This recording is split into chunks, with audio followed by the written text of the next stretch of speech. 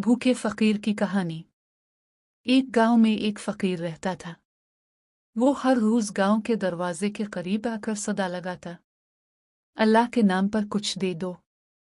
लोग कभी उसे रोटी दे देते, कभी चंद सके, लेकिन कुछ दिन ऐसे भी आते जब कोई कुछ न देता और फकीर भूखा रह जाता। एक दिन वो फकीर बहुत भूखा था।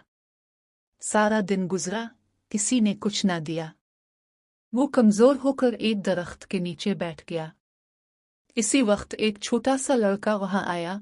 इसके हाथ में रोटी और दाल की छोटी सी प्लेट थी।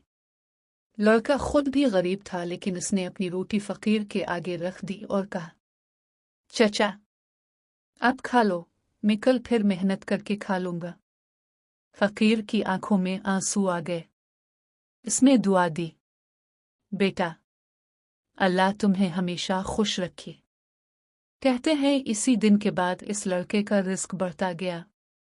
लोगों को भी सबक मिला कि जो दूसरों को खिलाता है, अल्लाह इसके रिस्क में बरकत डाल देता है। सबक: हमेशा भूखों और गरीबों की मदद करनी चाहिए। छोटी चीज भी अगर खुलूस से दी जाए तो बहुत बड़ी नेमत बन जाती है।